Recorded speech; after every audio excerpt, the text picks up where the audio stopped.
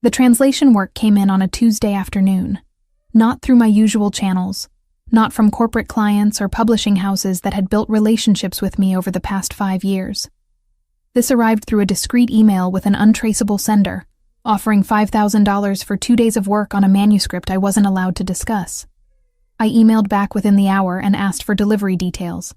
The amount was generous enough to make me pause, generous enough to make me suspicious, but my bank account was speaking louder than my caution. I'd become someone who translated fragments of dead languages for wealthy collectors. That's what my life had narrowed to by 28. A woman in an apartment that was clean but impersonal, surrounded by dictionaries and reference materials, moving between assignments without building any real connections. The work paid better than most jobs required an education in, but it never demanded anything of me beyond accuracy and discretion. I was good at both because I'd learned early that staying invisible was safer than being seen. The manuscript arrived by courier Wednesday morning. I signed for it, set it on the table, and made coffee before I opened the envelope. The seal wasn't new. The edges had frayed from handling. It was old. Genuine old. Not the manufactured antiquity that sometimes crossed my desk. The paper felt fragile under my fingers, the handwriting flowing in Sicilian dialect that made my chest tighten unexpectedly. I recognized some words, the structure of certain phrases, because they lived in my memory, whether I wanted them there or not. My grandmother, Lucia, had been the keeper of these rhythms. She'd arrived at our house when I was 13, after my mother died. Cancer had eaten through her over 6 months, and my father couldn't manage a grieving child and an empty marriage. So when Lucia knocked on our door, he let her stay.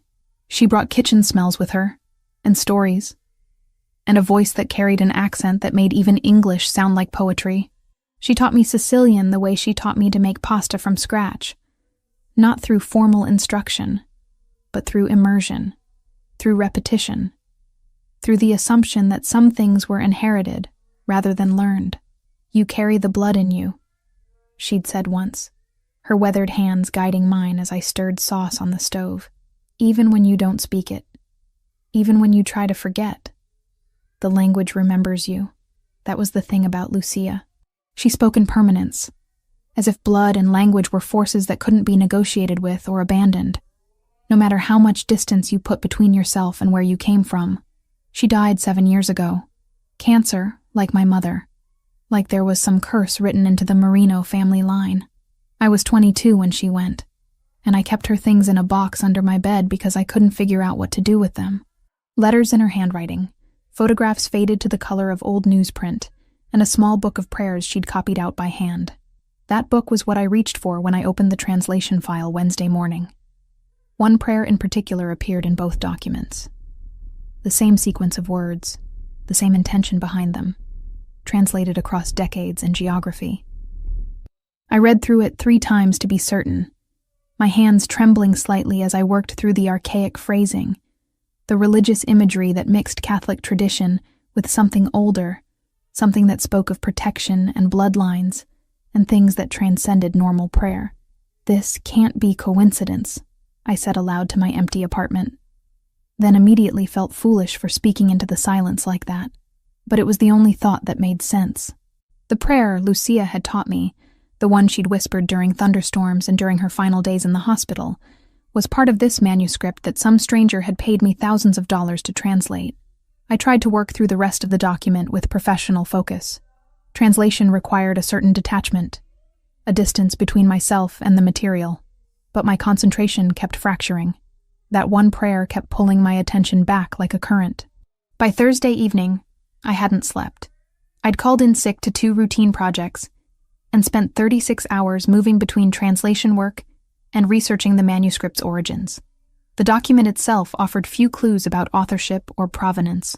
It appeared to be a collection of writings from sometime in the early 20th century, compiled by someone with significant knowledge of Sicilian spiritual traditions. But there was nothing that explained how Lucia came to have that specific prayer, or why someone would pay this much money to have it translated now. The weight of not knowing was suffocating. All my life I'd tried to build something separate from my family history, something that was entirely mine. I'd chosen a career that dealt in precision and accuracy, which felt like the opposite of everything connected to my grandmother and the grandmother before her. Lucia had hinted at things without ever explaining them completely. She'd speak about family in ways that suggested depth and complexity I wasn't allowed to access. She'd use phrases like, the old ways, and what we protect, without clarifying what we meant or what required protection. Tuesday night, I told myself I needed to move the translation work forward. I told myself I needed to clear my head. What I actually needed was to feel close to something, to someone, to any part of the history that had shaped me without my consent. The church was 6 blocks from my apartment. I'd started going to St. Anthony's years ago, not from religious conviction, but from a need that I didn't fully understand. Lucia had taken me there once when I was younger, and something about the space had remained with me afterward. The way light moved through the stained glass, the scent of candles and old stone, the feeling that time moved differently inside those walls. I went on a Tuesday evening because that was when Lucia had taken me. I'd fallen into the habit of going on Tuesdays, sometimes just for 20 minutes, sitting in the back pews while other people prayed. I'd never been particularly religious. I didn't believe in divine intervention or salvation. But I believed in ritual, in the way repetition could create meaning even when the words themselves felt hollow. That particular Tuesday night, I was alone in the prayer section, just me and the altar candles and the weight of that translation work pressing against my thoughts. I knelt without planning to, my knees meeting cold stone, and I found myself speaking words in Sicilian that I hadn't spoken aloud since my grandmother's funeral. The prayer came back to me perfectly, every syllable, every inflection, every pause that gave the words their particular power. I wasn't thinking about what I was saying. My body seemed to remember what my conscious mind had tried to forget. The words felt like they were moving through me rather than being generated by me, ancient and necessary, and completely separate from the small life I'd built in Boston. My voice was barely audible, nothing more than a whisper that dissolved into the silence of the church. But in that moment, kneeling alone with my grandmother's prayer resurrecting itself in my mouth, I felt something shift, not dramatically, nothing visible from the outside, but inside, something that had been locked away for years suddenly seemed permeable. I was so focused on the sensation of speaking the words that I didn't hear him enter, didn't notice that someone else had come into the church until I finished the prayer, until I lifted my head and felt the weight of being observed. The realization of it moved through me like cold water. Someone was there. Someone had heard. I didn't turn around immediately. Part of me wanted to pretend that the presence I sensed wasn't real, that I was projecting, that my own intensity around the prayer had created the feeling of another person's attention.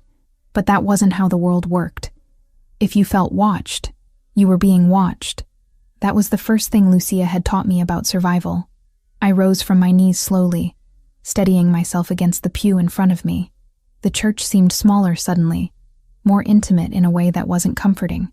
The candlelight threw shadows across the empty rows, and somewhere in those shadows was the person who had heard my grandmother's prayer emerge from my mouth. I turned. The church appeared empty. The person I'd sensed so clearly just moments before had vanished, or perhaps had never existed outside of my own heightened state. But the feeling of being seen remained, clinging to me like the scent of candle wax. Someone had been there. I was certain of it.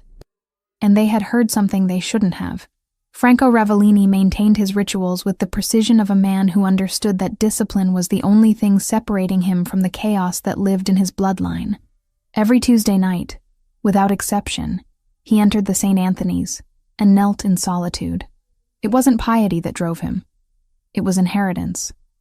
His mother, Margarita, had taught him that faith, when practiced correctly, was armor, not against bullets or law enforcement or rival organizations, against the hollowing effects of power, against the slow erosion of whatever humanity he'd been born with before his grandfather decided he had other purposes.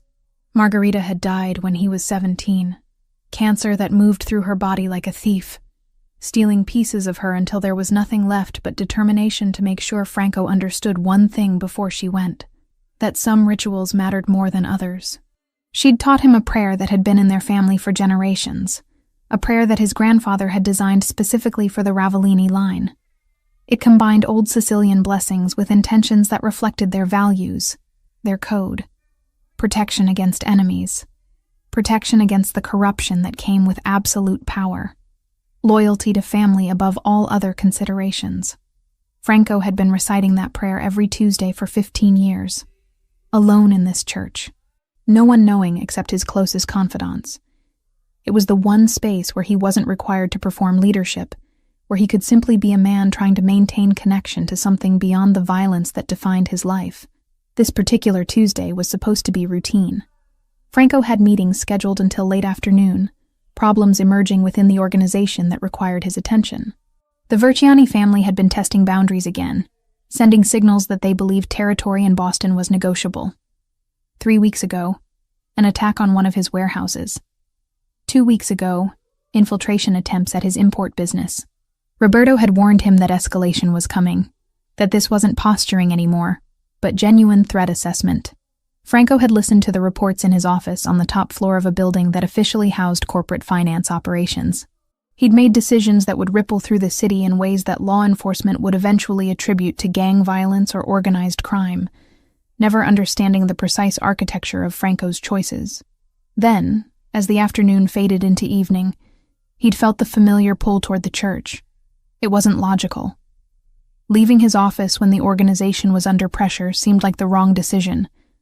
The indulgence of a man who couldn't maintain focus. "I need to step away," he'd told Roberto, his closest associate, a man who had been with him for 25 years and knew his patterns better than anyone. Roberto had frowned slightly, but he didn't protest. That was the arrangement between them. Roberto handled the practical aspects of Franco's life, the security details, the contingencies, but he respected the Tuesday ritual as untouchable. "I'll have the car waiting," Roberto had said, and Franco had left the office, moving through the building with the casual authority that came from ownership, passing employees who looked at him with fear mixed with respect. None of them knew what he actually was. As far as the corporate structure was concerned, he was just another man in an expensive suit, someone who made decisions about money and operations. The church smelled like it always did. Candles and stone and age. Franco moved through the entrance and into the prayer section, heading toward his usual spot. The space was empty. Just him and the flickering light from the votive candles, and the particular silence that churches maintained. A silence that felt separate from the rest of the world. He was preparing to kneel when he heard it. A voice so quiet that at first he thought he'd imagined it. But no, it was real. Someone else was there. A woman. He realized as he oriented toward the sound. She was kneeling several rows forward, her head bowed, her voice barely audible. She was speaking Sicilian. Franco went absolutely still. His body understood before his mind processed what he was hearing. The dialect was exact, the inflection proper. Not Italian, not Sicilian as it was spoken by tourists or academics or people trying to reconstruct their heritage. This was real Sicilian, the kind that came from blood rather than study. She continued speaking. And then came the words that made Franco's entire nervous system activate as if an electrical current had run through him. His prayer. His family's prayer. The exact sequence of words that he'd been reciting for 15 years. That his mother had taught him. That his grandfather had created specifically for the Ravellini line. Words that were supposed to be known only to members of his family. Franco found himself moving without deciding to move. Drawn forward like a predator recognizing something it needed to understand. The woman was completely absorbed in her prayer, unaware of his presence. She was blonde, younger than he was, dressed in simple clothes that suggested a life without significant wealth. Her hands were folded in her lap, her posture suggesting genuine vulnerability rather than performance.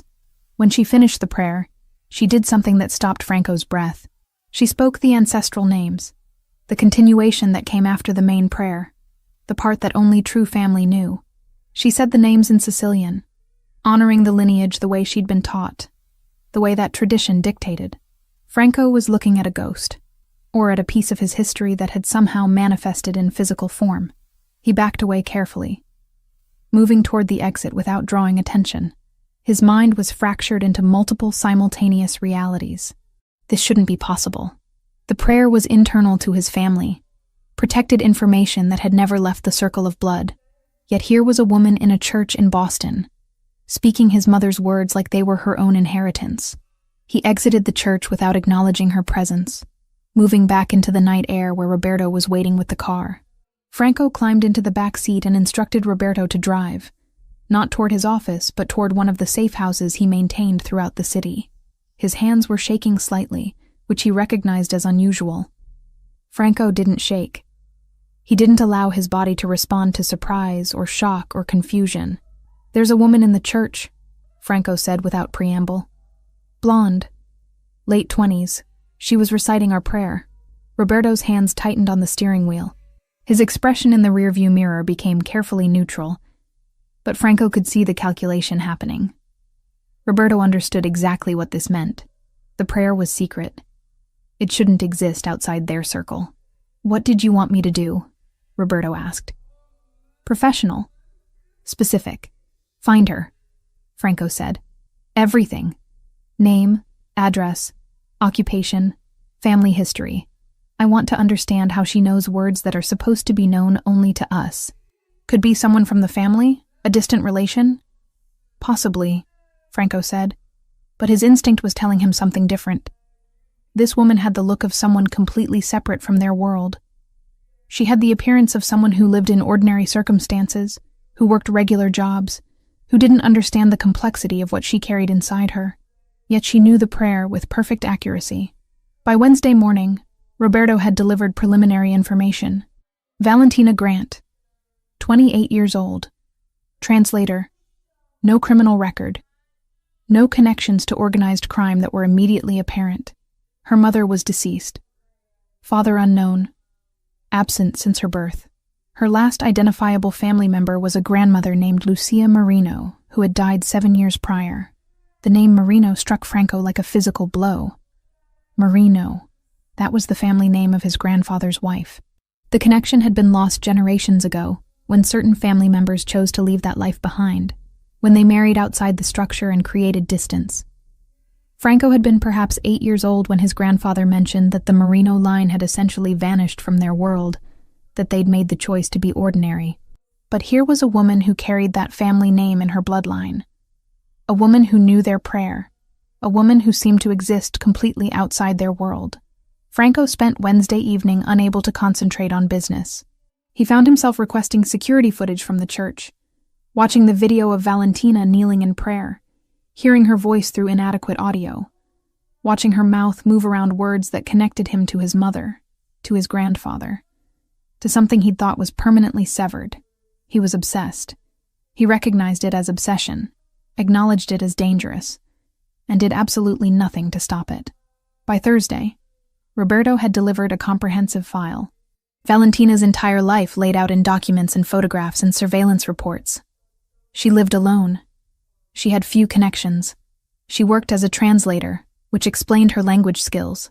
She spent her evenings in her apartment, or at the church. She visited a Catholic bookstore on Thursdays. She occasionally spent time at a coffee shop on Charles Street. "She's clean," Roberto reported. "No criminal associations. No connections to rival families. As far as I can tell, she has no idea about organized crime or any of our world. Then how does she know the prayer?" Franco had demanded, though he knew Roberto had no answer to that question. That evening, Franco made a decision that surprised him with its impulsiveness. He instructed Roberto to continue surveillance on Valentina Grant. Not invasive surveillance, just observation. Just enough to understand who she was, what her patterns were, where her life intersected with his in ways that shouldn't have been possible. He justified it as security concern. If she knew information that was internal to his family, she could be a vulnerability. Rival families might try to use her. He needed to understand the scope of risk. He was lying to himself, and he knew it. But the lie was easier to live with than the truth, which was that Franco Ravellini had heard something in a church on a Tuesday night that had fundamentally altered his perception of what was possible in his life. He'd heard proof that his family extended beyond the boundaries he'd accepted, that there were threads connecting him to people he'd never met, that the past he'd assumed was closed off was somehow bleeding back into his present. By Friday, Roberto had delivered preliminary surveillance notes compressed into summary form. Her routine was precise and predictable. Every Tuesday at the church, every Thursday at the bookstore and coffee shop, workdays spent at her apartment. Weekends involved modest activities, nothing that suggested she had significant relationships or social connections. She lived like someone who had chosen isolation, which resonated with something Franco recognized in himself. They were similar in that way, both living small lives inside larger systems, both carrying weight that didn't get discussed or acknowledged. Franco didn't need to invent anything. The manuscript was already moving through his corporate channels before that church night. After hearing the prayer, he let the cued assignment reach Valentina and used it as a clean, professional bridge. It was a real document with real value. The only new part was his decision to step closer. When Roberto delivered the commission details to Valentina through the corporate channels, Franco found himself calculating timelines, considering how to approach her, whether she might recognize his name, or make connections that would complicate everything. He'd never done anything like this before, allowed impulse to direct his decisions. His entire life had been about control, about careful planning, about anticipating variables and eliminating uncertainty. Valentina Grant represented complete uncertainty, and Franco found that he wanted to step into that uncertainty rather than avoid it, which terrified him in ways that actual violence never did. Roberto Giardoni worked with the methodical precision of a man who had spent 25 years understanding how information moved through the world. He began his search on Thursday morning, pulling digital threads that connected to Valentina Grant through various databases and informant networks. By Friday afternoon, he had the preliminary file. By Saturday morning, he had refined it down to its essential components. Valentina Marie Grant, he reported to Franco in the private office that overlooked the Boston Harbor. 28 years old, born in this city, mother deceased when subject was 10 years old. Cancer. Father listed as unknown on birth certificate. No contact with subject since infancy. Current occupation is freelance translation work, specializing in rare languages and historical documents. Franco listened without interrupting, his gaze fixed on the photograph Roberto had obtained through security camera footage from the church parking lot. It showed Valentina in daylight, leaving the building after her prayer. She looked smaller outside the church, less luminous, but her face carried the same intensity that had struck him during her prayer. "Where does she live?" Franco asked. "Apartment building on Pinckney Street, 4th floor. She's been there for 3 years, pays rent on time, has minimal social connections, works from her residence most days. Regular patterns suggest highly structured lifestyle. Family: grandmother, Lucia Marino, deceased 7 years ago. That's the only identifiable family member in her recent history. Before that, records get fragmentary. The grandmother came to live with her when subject was 13. Mother's side of the family.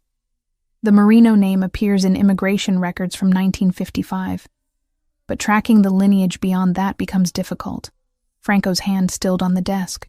Marino, the name that had supposedly disappeared from his family's orbit decades ago, that his grandfather had mentioned only once, in a way that suggested the connection was severed intentionally. "How much do we know about Lucia Marino?" Franco asked. Roberto consulted his notes. Lucia Marino, born 1928 in Palermo, Sicily. Immigrated to United States in 1952. Married to an American man named Michael Grant. No record of her involvement in any criminal activities after arriving in America. Lived quietly. Died of cancer in 2018. Left her granddaughter Valentina her personal effects, which included correspondence and a personal prayer book according to records from the estate. A prayer book. Franco felt something crystallize in his understanding. Lucia Marino, granddaughter of the man who had been in his grandfather's circle, the family that had deliberately stepped away from their world. She had preserved the prayer. She had passed it on to her granddaughter, and that granddaughter had carried it forward, maintaining the ritual across the distance that had been deliberately created. "I want comprehensive surveillance established," Franco said. "Nothing invasive. I want to understand her patterns, her connections, anyone she interacts with regularly. 3-week observation minimum." "That's extensive," Roberto said carefully. "Is there a security concern?" "There might be," Franco said, which wasn't entirely a lie. She knows information that she shouldn't know. Before we understand what that means, we need to understand who she is. Roberto accepted this without further questioning. Loyalty meant accepting Franco's decisions even when they seemed unusual. By Monday of the following week, Roberto had established discrete observation points. Surveillance began at 6 a.m, tracking Valentina's movements from the moment she left her apartment. Franco received daily reports. They became ritualistic, something he looked forward to in a way that disturbed him. Every afternoon, Roberto would deliver the summary. Valentina worked during the day, translating documents for various clients. She took breaks at specific times. She moved through her apartment in patterns that suggested routine built over years. Tuesday evenings, she went to the church. Thursday afternoons, she visited a Catholic bookstore and a coffee shop on Charles Street. She had no romantic relationships that were apparent. No close friendships. No social life beyond these structured activities. She was solitary in a way that Franco recognized, because it mirrored his own existence. They were both living small lives within their respective worlds, both carrying something that couldn't be easily articulated to people around them. She's received a corporate assignment, Roberto reported on Wednesday of the second week. Translation work. $5,000 for 2 days. The assignment came through intermediaries, and I've been tracing the chain. It's legitimate on the surface, but the structure suggests something else. When will she receive the assignment? Franco asked. Tomorrow. Corporate courier service. Franco nodded, already imagining how he would structure the arrangement, how he would engineer a reason to meet her in person. He could send Roberto to verify the quality of her work initially, then arrive himself for a personal consultation. It would be professional. It would be legitimate.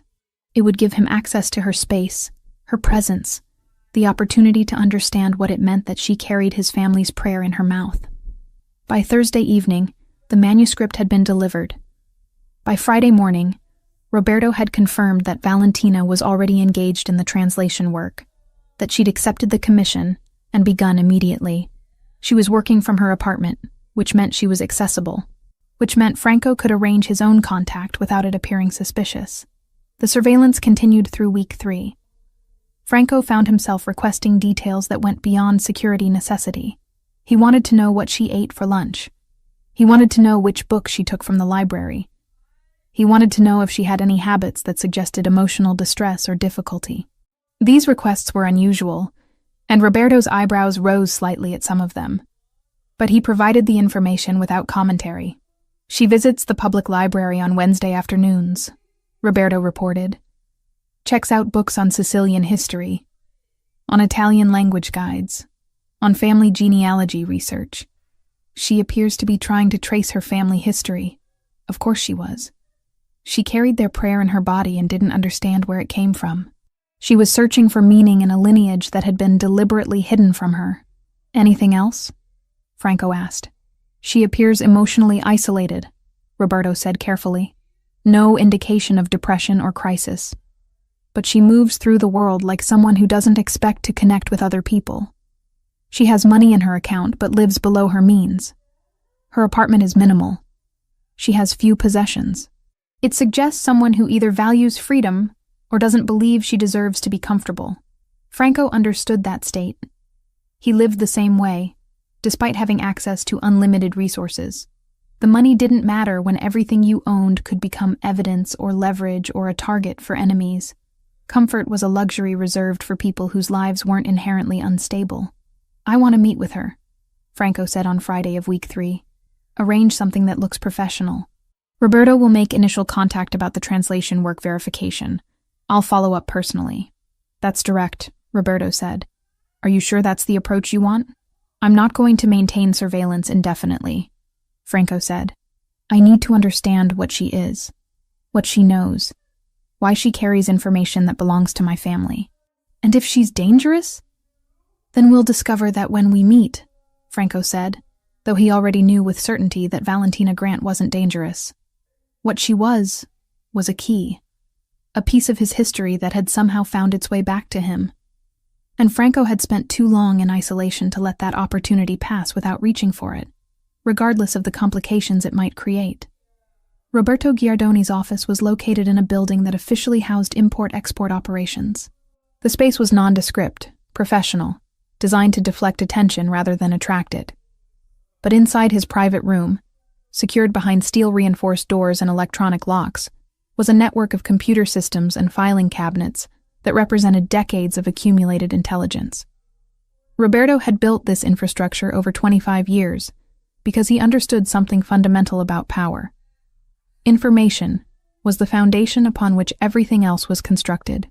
He began his search on Thursday morning, pulling threads that connected through various databases. His hands moved across the keyboard with practiced efficiency, accessing records that weren't meant to be public.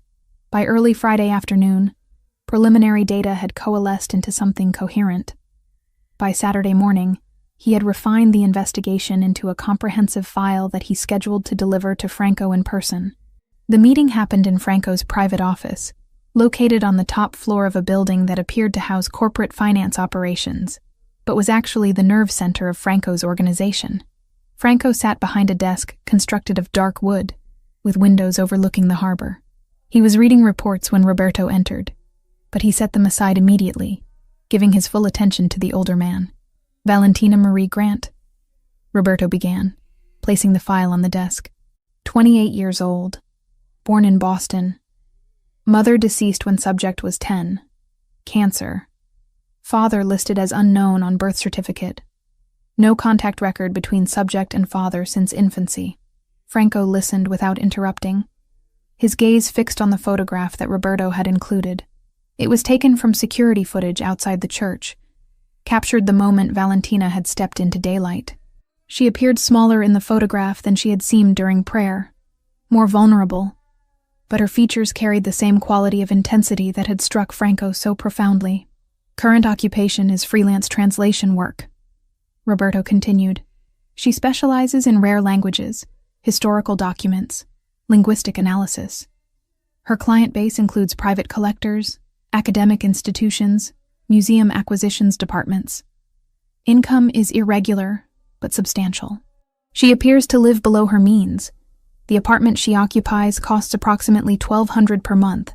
Her bank records indicate she could easily afford something more prestigious, but she chooses not to upgrade her living situation. How long has she lived there? Franco asked. 3 years. Minimal variation in her patterns suggests someone who has deliberately constructed stability, or someone who doesn't believe they deserve more. The psychological profile isn't immediately clear. Franco nodded slowly, understanding that assessment. He recognized that particular form of self-imposed limitation because he lived the same way, despite having access to virtually unlimited resources. Comfort was a liability in his world, a vulnerability that enemies could exploit. Family connections? Franco asked. Roberto pulled a secondary document from the file. Grandmother, Lucia Marino, deceased 7 years ago. That's the only identifiable family member in recent records. Before that, the genealogical trail becomes fragmented. The Marino name appears in immigration records from 1955, but historical documentation beyond that point is limited. Lucia Marino was born in 1928 in Palermo, Sicily. She immigrated to the United States in 1952. She married Michael Grant, an American citizen of Irish descent. No record of Lucia's involvement in criminal activity after immigration. She appears to have lived a quiet, ordinary life. Franco's hand stilled on the desk. Palermo, 1928. The date and location aligned with generational timing that would have placed Lucia Marino in proximity to his grandfather's circle. Marino, the name that had supposedly disappeared from his family's orbit decades ago, severed deliberately when certain family members chose to leave that life behind. What was her relationship with her granddaughter? Franco asked. Lucia came to live with Valentina when she was 13, following the death of Valentina's mother. According to neighbors, they were quite close. Lucia remained in the household until her death from cancer when Valentina was 22. Estate records indicate that Lucia left her granddaughter personal effects including correspondence and a personal prayer book. A prayer book. Franco felt something crystallize within his understanding. Lucia Marino had preserved it. She had maintained the connection across the deliberate distance that had been created. She had passed the prayer forward, ensured that the knowledge survived, even though the family connection had been severed. I want comprehensive surveillance established immediately, Franco said, his voice steady despite the intensity of what he was feeling. Nothing invasive. I want to understand her patterns, her daily movements, anyone she interacts with. 3-week observation minimum. Is there a security concern? Roberto asked carefully. The question was a formality. Roberto knew Franco wouldn't order surveillance without legitimate justification, but asking aloud maintained a certain professional boundary. She knows information that she shouldn't know, Franco said, which was technically accurate if incomplete. Before we understand the implications, we need to understand who she is. Roberto accepted this without further questioning. Loyalty meant accepting Franco's decisions, even when they seemed unusual or strategically questionable. He left the office with instructions to establish observation points and begin documentation of Valentina Grant's movements, activities, and connections. By Monday morning, discreet surveillance had been established at multiple locations. A man stationed across from her apartment building, another position near the coffee shop she visited on Thursday afternoons, a third assigned to monitor her workplace, although she appeared to work primarily from her residence. Roberto received daily reports that he compiled into summaries for Franco's review. Franco found himself looking forward to these reports in a way that disturbed him. He recognized what was happening. He was obsessed. It was an unprofessional state for someone in his position, a vulnerability that could be exploited by rivals, a distraction that could compromise his judgment. He acknowledged this reality and did absolutely nothing to stop it. The daily summaries became ritualistic. Valentina worked during daylight hours, translating documents for various clients. She took breaks at specific intervals. She moved through her apartment with the precision of someone living according to established routines. Tuesday evenings, she attended St. Anthony's for approximately 90 minutes of prayer and reflection. Thursday afternoons, she visited a Catholic bookstore where she browsed for 30 to 40 minutes, then moved to the coffee shop where she sat alone, usually with a book, for another hour or so. She had no romantic relationships that surveillance could detect. No close friendships. No social life beyond these carefully structured activities. She was solitary in a way that Franco recognized and understood because it reflected his own existence. They were both living small lives within the parameters of their respective worlds, both carrying weight that couldn't be articulated to people around them, both moving through their days with deliberate precision. Franco's attention focused completely. Details? Translation work. $5,000 for 2 days of labor. The assignment came through corporate intermediaries, and I've been tracing the chain of custody. The structure is legitimate on its surface, but the architectural design suggests something else. Suggests that someone deliberately set up the assignment to be untraceable to its origin. When will she receive the assignment? Franco asked. Tomorrow morning. Corporate courier service. Franco nodded. By Thursday, the manuscript would be in her possession. By Friday, she would be engaged in translation work, extracting meaning from text that had survived centuries, rebuilding language and intention from fragments and deterioration. The irony wasn't lost on him. She would be translating his family's words, understanding his grandfather's intentions, processing the spiritual foundation that had shaped his life. I'm going to meet with her, Franco said. Arrange it as a professional consultation. Roberto will make initial contact about verification of work quality. I'll follow up personally. That's direct approach, Roberto said carefully, using the neutral tone of someone raising practical considerations without overstepping boundaries. Are you sure that's the strategy you want to implement? I'm not going to maintain surveillance indefinitely, Franco said. I need to understand what she is, what she knows, why she carries information that belongs to my family. Roberto accepted this without further argument. Loyalty meant trusting Franco's judgment, even when decisions seemed unusual or potentially problematic.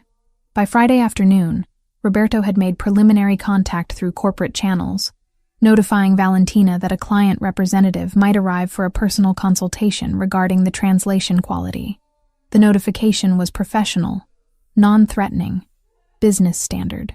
Franco spent Friday evening in his office, ostensibly reviewing the evening's reports, but actually visualizing what would happen when he finally met Valentina Grant in person.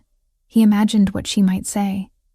He imagined how she might react when he revealed his identity, He imagined the moment when she understood that his appearance in her life was not coincidence, but destiny.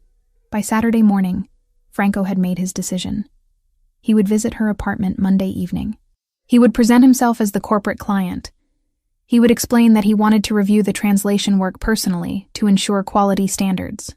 None of this would be technically false, but all of it would be incomplete truth, strategically presented to accomplish his actual objective, which was simply to be in her presence, to hear her voice, to understand how a woman he'd never met could carry his family's prayer in her mouth like it belonged there. Roberto arranged the meeting through intermediaries.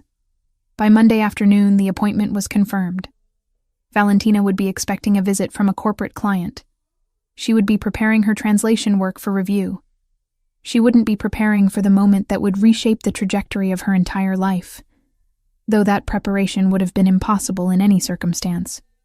Franco dressed carefully Monday evening, not in the expensive Italian suits that he wore to business meetings, but in clothes that were still elegant, but less conspicuously wealthy. He wanted to present himself as someone successful, but not ostentatiously so. Someone who could blend into ordinary circumstances while maintaining an underlying presence that suggested power. Roberto drove him to Valentina's apartment building. The old brick structure stood on Pinckney Street, a neighborhood that had gentrified unevenly, where young professionals lived alongside families who had inhabited the area for decades. Franco climbed the stairs to the 4th floor, his heart moving in a rhythm that he found unfamiliar. He was nervous. That was unusual. Franco Ravellini didn't experience nervousness. He experienced calculation and decision and execution. But as he approached her apartment door, he felt something that resembled anxiety, a sense that stepping through the threshold of her space was going to irrevocably alter something fundamental about his understanding of his own life.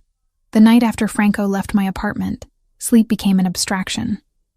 I lay in darkness, staring at the ceiling, replaying every moment of our encounter in precise detail.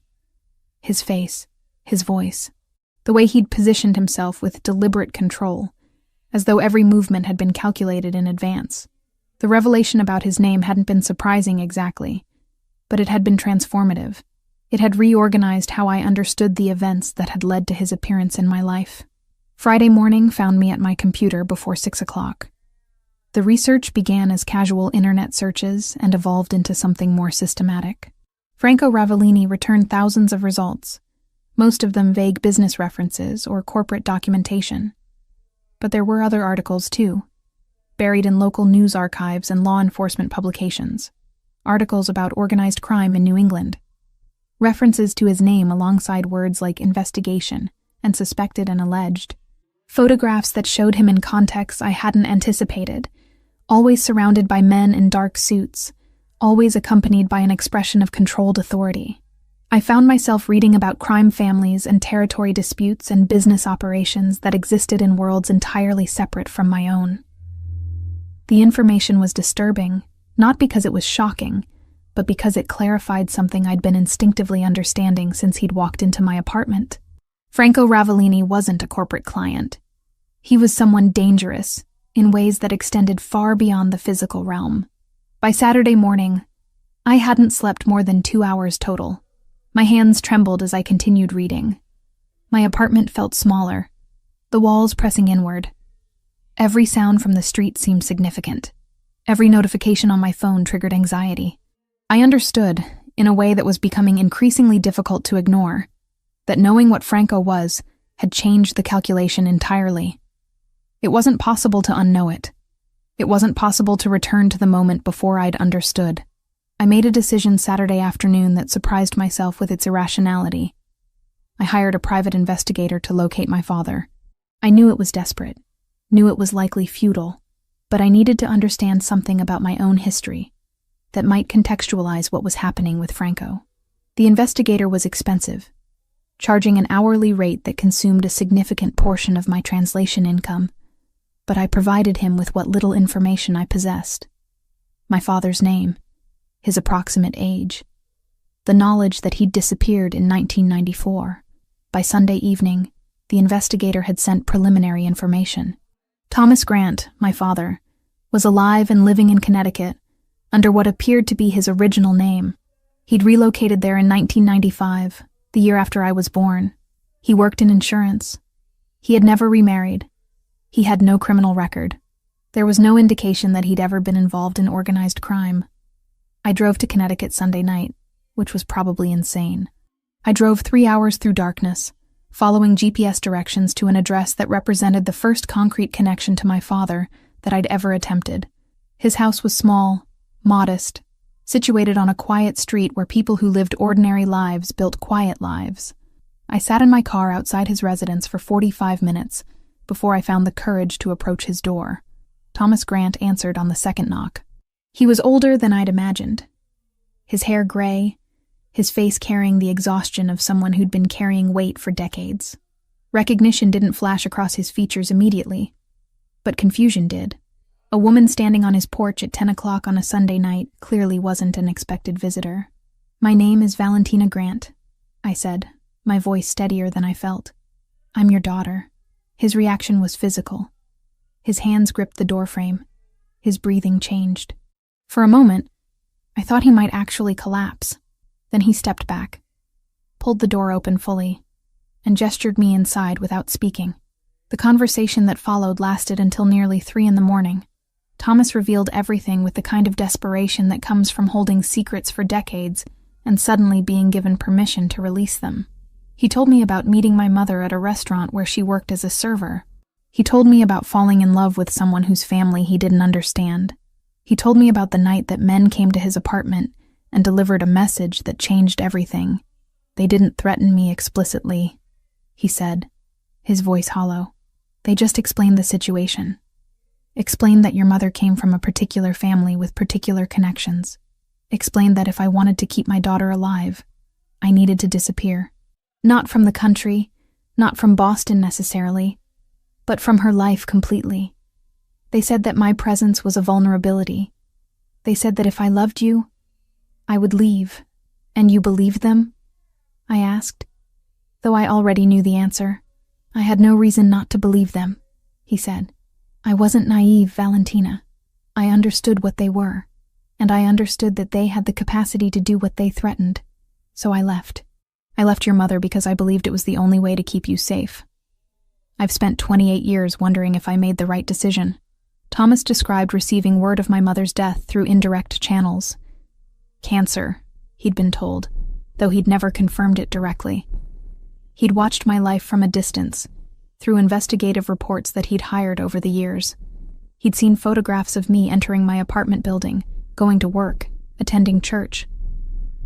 He'd preserved those photographs in a box that he showed me, his hands shaking slightly as he turned each one.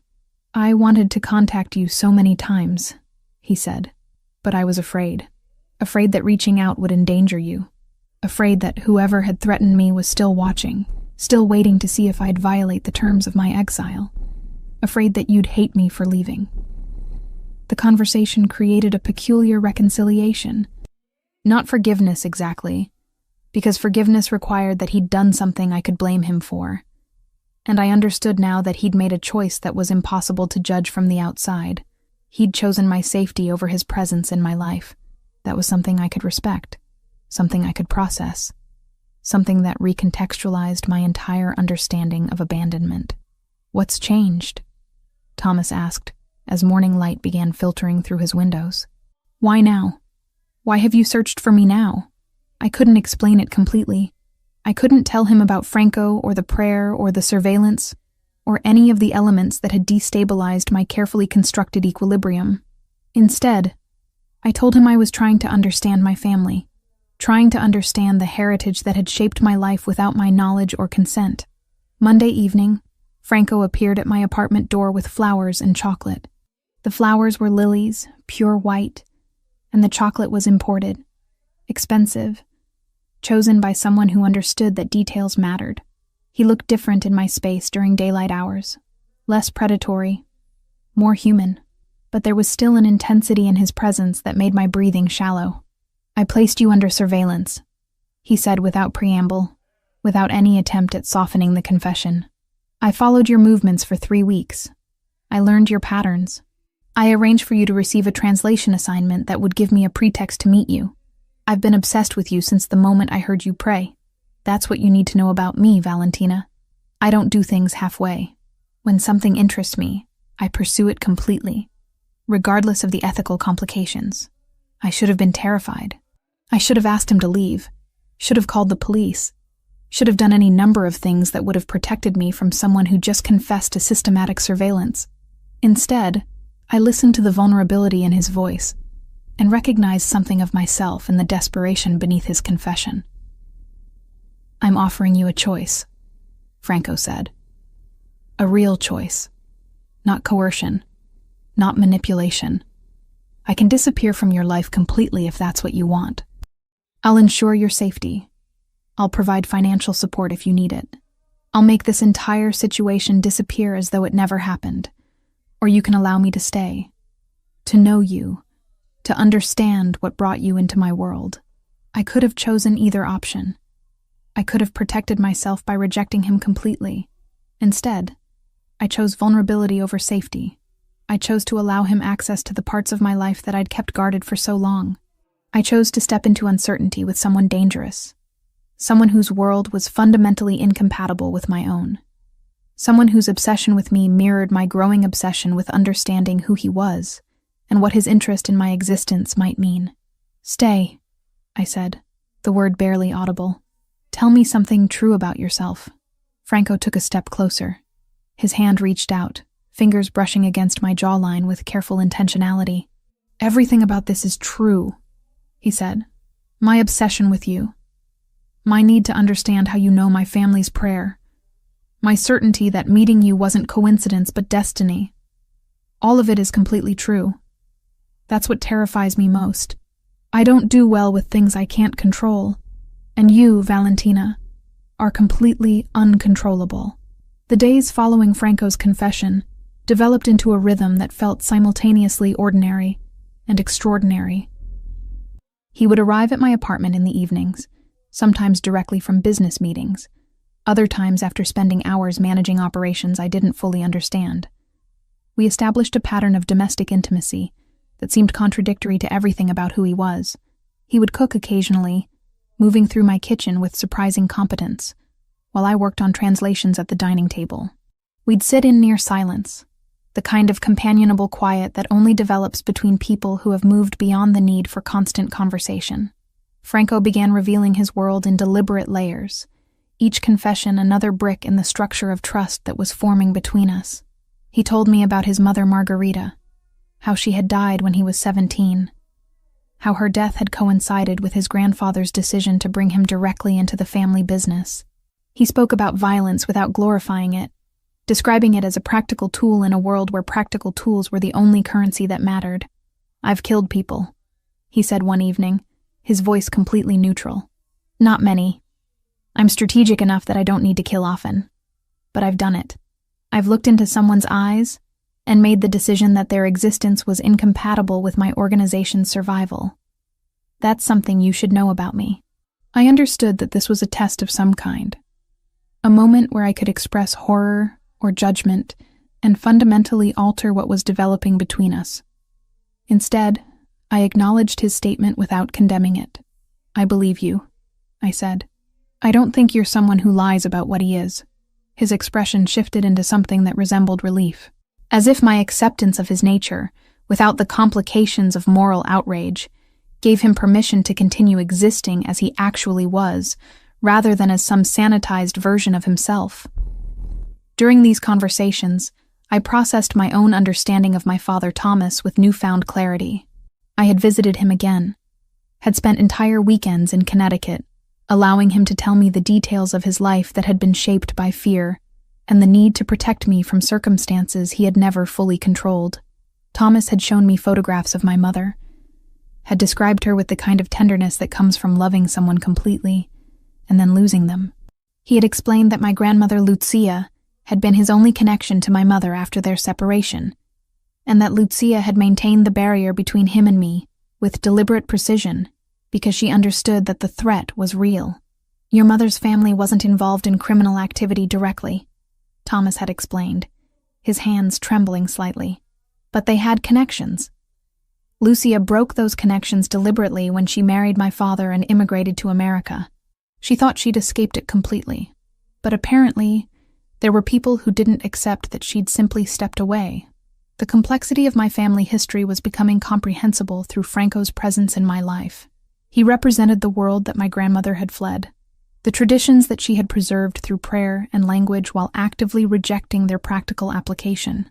And I, somehow, had inherited both the spiritual legacy and the vulnerability that came with it.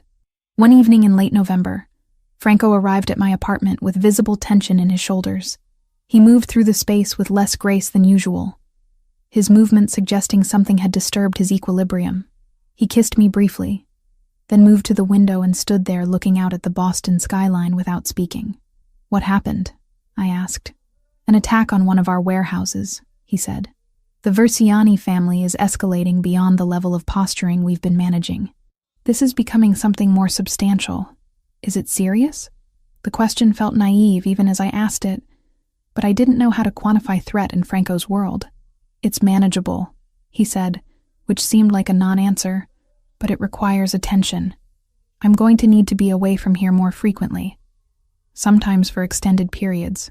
You'll need to understand that my presence can't be constant."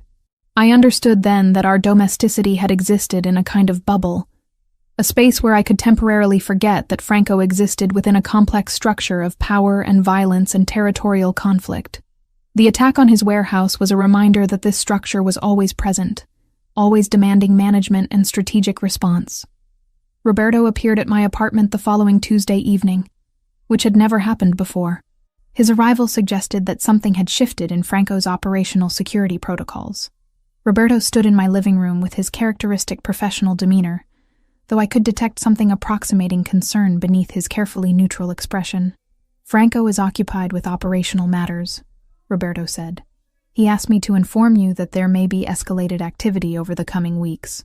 He wants you to be aware that your safety is a priority, but that his availability will be compromised." "Is he in danger?" I asked directly. Roberto considered the question with the gravity it deserved.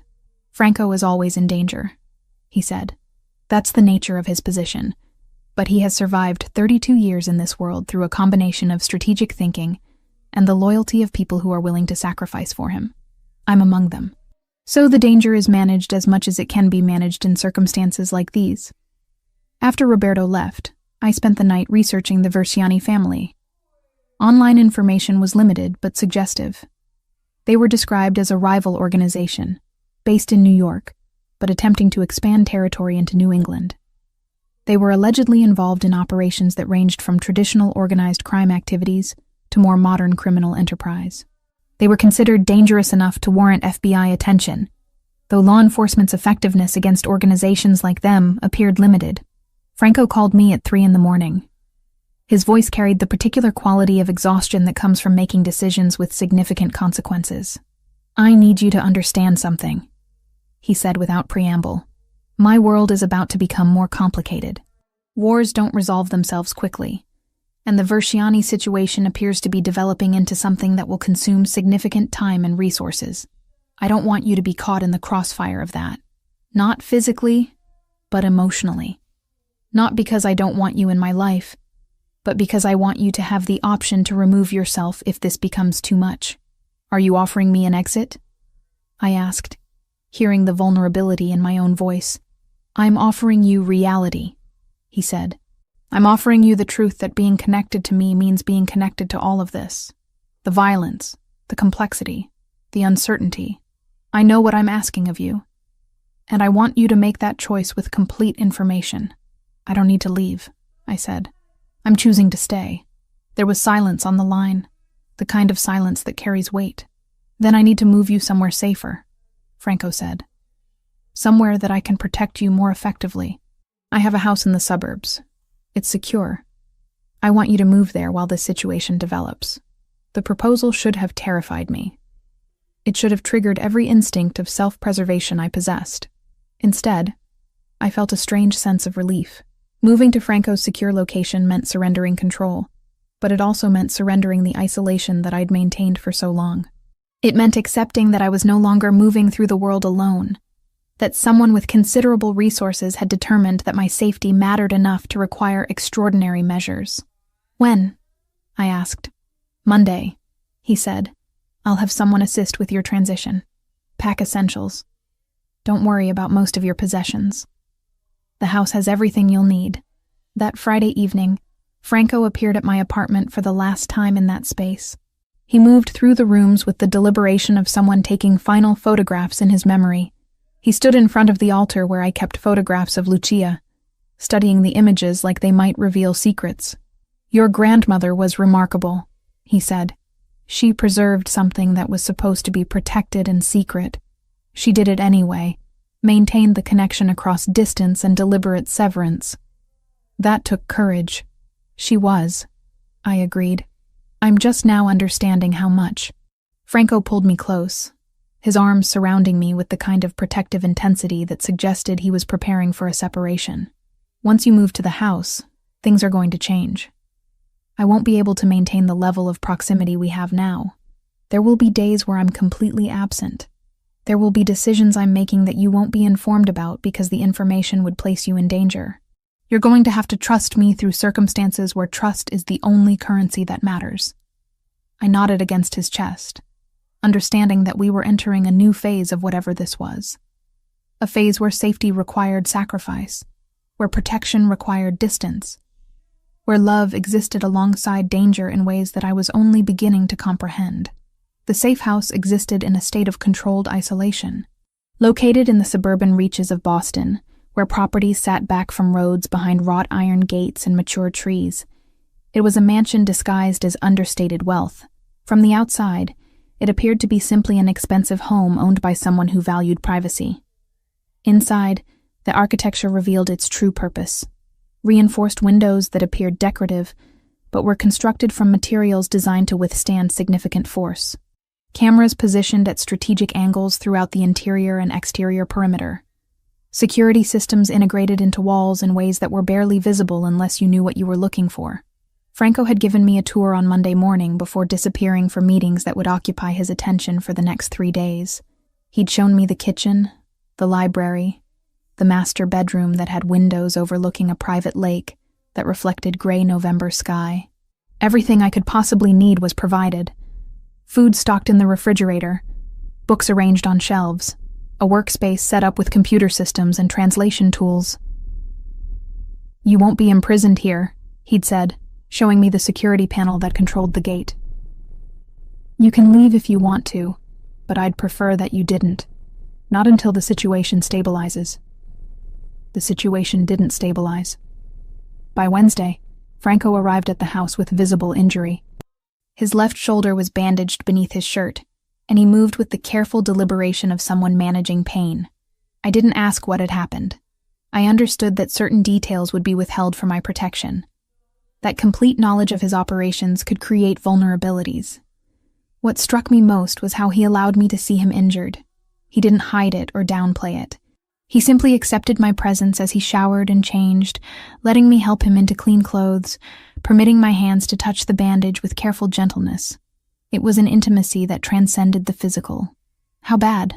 I asked. Manageable, he said, which had become his standard response to any question about the severity of circumstances. It'll heal. Everything heals eventually. Thursday evening, Franco's focus shifted partially toward me. He brought files into the library where I'd been working on routine translation assignments, spreading documents across the heavy wooden table. I need your expertise, he said. These are intercepted communications, Russian. I need to know what they say, but more importantly, I need context. I need to understand what they're planning. I examined the documents. They were photographs of written communications, some in Russian Cyrillic, some in English with Cyrillic notations. The vocabulary was military in nature, discussing movements and operations and strategic positioning. This is complicated, I said. Some of this is coded. They're not being completely explicit because they suspect their communications might be monitored. But you can interpret the subtext? Possibly, I said. Give me time. I worked for 3 days straight, breaking only for sleep and meals. Franco provided me with reference materials and historical context about Russian criminal organizations. The communications began to cohere into something meaningful. They were discussing infiltration strategies, Discussions of which of Franco's operations were vulnerable. Plans for escalation. By Sunday evening, I had compiled a translation that painted a clear picture of the Versiani-Russian alliance's intentions. They weren't just attacking Franco's operations. They were systematically mapping his organizational structure with the goal of complete destabilization. "This is sophisticated," I told Franco as I presented my findings. "They're not acting rashly. They're conducting reconnaissance, understanding your vulnerabilities before they make a major move. Which means we have time," Franco said, though his expression suggested that time was a limited commodity. "Thank you. This information changes our strategic calculations significantly."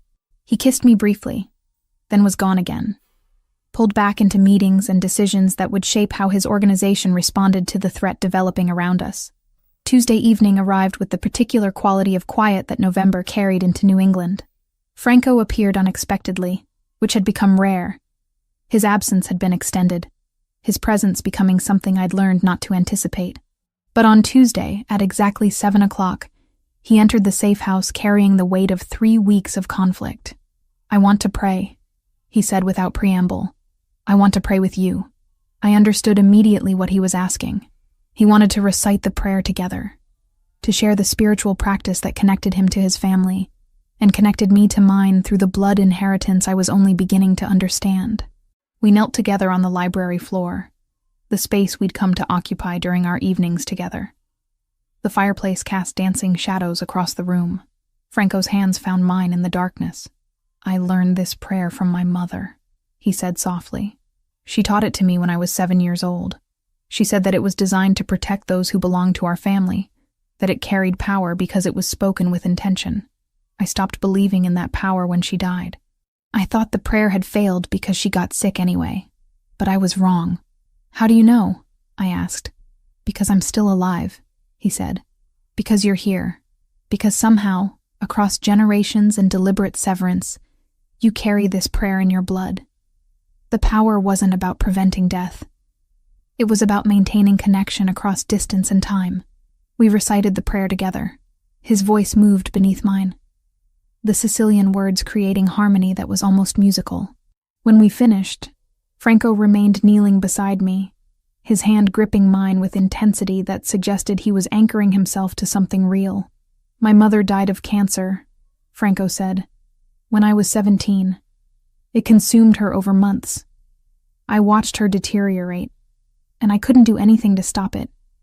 She was the strongest person I knew, and the disease didn't care about strength." I felt my chest tighten. "My mother died of cancer too," I said, "when I was 10. I barely remember her face now. I have photographs, but those aren't the same as actual memory." Franco turned to me then, understanding crystallizing in his expression. "You understand loss then. You understand what it means to have something essential taken before you're ready to let it go." "I do," I said. He pulled me close, his arms surrounding me with the kind of protective intensity that had become his physical language. We stayed like that for hours, kneeling in front of the fire, holding each other in the way that people do when they've recognized in each other something fundamental about survival and grief. Later that evening, as we lay together in the master bedroom, Franco traced patterns across my skin with careful fingers. His touch was exploratory, gentle in a way that contrasted with the controlled violence that typically characterized his physical presence. He moved slowly, giving me opportunities to withdraw, to establish boundaries. Instead, I drew him closer, accepting the vulnerability that he was offering. We made love with an intimacy that transcended physical connection. It was an acknowledgement of shared trauma, a recognition that we were both people shaped by loss and the need to survive circumstances beyond our control. When he held me afterward, his breathing gradually slowing as sleep approached, I felt something settle within me, a sense of belonging that I'd searched for my entire life and never quite found until this moment. "Don't leave me," I said into the darkness. The words escaped before I could reconsider them. "I can't make that promise," Franco said with brutal honesty. "The war with Versiani might require sacrifices that I can't anticipate, but I can promise that you're the reason I'm fighting to survive it."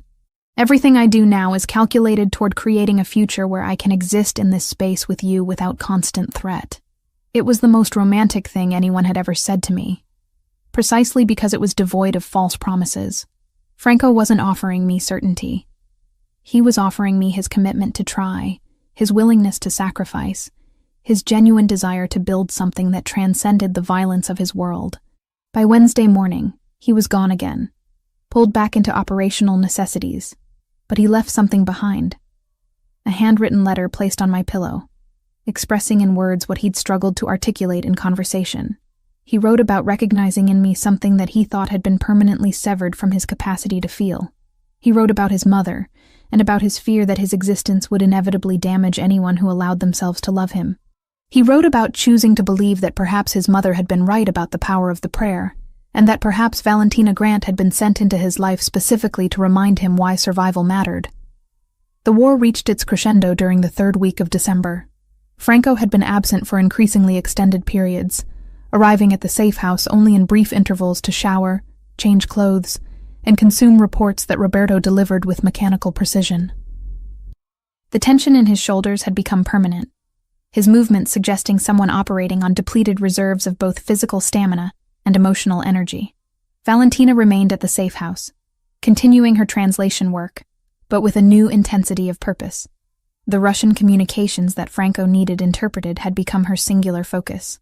She worked methodically through the intercepted messages, recognizing patterns that suggested the Verciani alliance was approaching their final operational phase. The organization wasn't simply attacking Franco's territory. They were executing a coordinated strategy designed to dismantle his infrastructure systematically. By the 15th of December, Valentina had compiled a comprehensive translation that outlined the Russian organization's complete assault plan. She presented the findings to Franco during one of his rare appearances at the safe house, spreading the documents across the library table where they'd spent so many intimate evenings. "They're planning a coordinated strike," Valentina explained, pointing to specific passages she'd translated. 3 separate operations scheduled for simultaneous execution. Here, financial operations. Here, territorial consolidation. And here, direct confrontation with your leadership structure. They're not leaving anything to chance. This is designed to be decisive. Franco studied the translations with the focus of someone whose survival depended on understanding details. "When?" he asked. "The communications suggest the strike is planned for next week, December 22nd. They believe your organization will be compromised by holiday operations and reduced vigilance." Franco nodded slowly. "They're strategically sound. Holiday periods do create vulnerability." He looked at Valentina with an expression that carried gratitude mixed with something approximating awe. "You've given us the information we need to neutralize this threat before it develops into full conflict. What happens now?" Valentina asked. "Now I ensure that we survive," Franco said, "and that you understand that everything I've done, everything I do moving forward, is calculated toward creating a future where survival doesn't require constant vigilance." He kissed her briefly, then was gone again, pulled back into the complex machinery of war and strategic response that was his world. The intelligence that Valentina had provided gave Franco something he hadn't possessed before, the ability to be proactive rather than reactive. He positioned his people in locations where the Verciani strikes were anticipated. He reinforced vulnerable operations. He established surveillance networks that would alert him the moment any of the planned attacks began to materialize. What happened next was unusual in the world of organized crime. Instead of open warfare, there was negotiation. Alexei Popov, the Russian leader who had coordinated the entire assault, arrived in Boston personally expecting to find Franco's organization in disarray. Instead, he discovered that every contingency he'd planned for had been anticipated and countered. Every strike that his people attempted to execute was met with resistance, positioned precisely where it needed to be. The negotiation happened in a private restaurant in the North End, a space controlled by neutral parties who had brokered similar discussions in the past. Franco and Alexei Popov met across a table laden with untouched food, their conversation conducted in the carefully measured tones of 2 powerful men who recognized that continued conflict would be mutually destructive. "You're more resourceful than I anticipated," Popov said in Russian, his accent thick, but his intention clear. "You're more ambitious than you should have been," Franco replied in English. Expanding into territory that has established protections requires more than organizational zeal. It requires understanding the landscape you're entering. I have information suggesting that your organization is vulnerable. Popov countered. You had information, Franco corrected. Past tense. The woman who translated your intercepted communications for me understands Russian military dialect better than your people understand operational security. Your every plan was visible to me before you executed it. Popov's expression hardened, but he recognized the reality of the situation. His assault had failed before it had begun. The Ravellini organization remained intact, their operations uncompromised, their leadership secure. Continuing to press forward would only result in losses that couldn't be absorbed. What do you propose? Popov asked after a silence that stretched across minutes. Withdrawal, Franco said simply. Your organization focuses on territories where you don't conflict with my interests. Verciani family concentrates on operations outside New England. In exchange, you receive a payment that compensates for the time and resources you've invested. Everyone survives. Everyone profits. Nobody declares victory because the terms are designed so that both parties understand mutual respect. Pragmatism won. Popov accepted the terms because they represented the best outcome available given the circumstances. Within 48 hours, the Russian organization had begun dismantling their Boston operations. The threat that had dominated Franco's attention for weeks suddenly dissipated, not through destruction, but through negotiated capitulation. Franco returned to the safe house on the 23rd of December, with the particular kind of exhaustion that comes from navigating between life and death, and choosing to preserve both. He found Valentina in the library, exactly where she'd been when he'd left. She looked up from the translation work she'd been completing, and her expression shifted into something that resembled relief. "It's over?" she asked. "It's resolved," Franco said, "which is better than over. Over implies casualties and destruction. Resolution implies survival and adaptation." He moved to the window and stood there, looking out at the snow that had begun falling across the landscape. December was transitioning into something colder, darker, but the snow created the illusion of purity and renewal. "I need to offer you something," Franco said without turning from the window. "A choice. A real choice. Not something constrained by circumstances or obligation. You can leave. I'll provide you with $250,000. New documents if you want them. Complete financial support for whatever life you want to build. Or you can stay and continue building what we've started here." "And if I leave?" Valentina asked. "Then I wish you well and I disappear from your life," Franco said. "Roberto will ensure your safety. You'll never worry about the Verciani or any other organizational threat. You'll be free." Valentina stood and moved to the window beside him. She looked at the snow falling across the landscape and understood that she was at a crossroads that genuinely offered two paths forward. "I don't want to leave," she said finally. "I'm choosing to stay. But not because I feel obligated. Because I want to." Franco turned to her then. "Then we rebuild," he said, "together." Over the next 3 months, life reconstructed itself into a different configuration. Franco re-established Valentina in her original apartment in Boston, though with significantly enhanced security systems. She resumed her translation work, but now with occasional consulting assignments from Franco's organization when sensitive documents required expertise that nobody else possessed. Roberto developed a particular respect for Valentina that transcended his professional loyalty to Franco. He began checking in on her periodically, ensuring that she had everything she needed while Franco attended to organizational matters that demanded his attention. Valentina reconnected with her father Thomas, visiting him in Connecticut once monthly. Their relationship deepened through conversations that finally addressed the fundamental abandonment that had shaped her childhood. Thomas introduced her to extended family that she'd never known existed. People who had been kept at a distance because of the protective barriers that he and Lucia had constructed. By late spring, approximately 6 months after the resolution of the war with Verciani, Franco, and Valentina returned to St. Anthony's. It was a Tuesday evening, which had become their ritual time. They entered together and moved to the prayer section where they had first experienced the recognition that had altered both their lives. They knelt side by side, and together they recited the prayer in Sicilian. Franco's voice moved beneath Valentina's, creating harmony that was both spiritual and emotional. When they finished, they sat together in silence, understanding that they had created something genuine from circumstances that should have been irrevocable.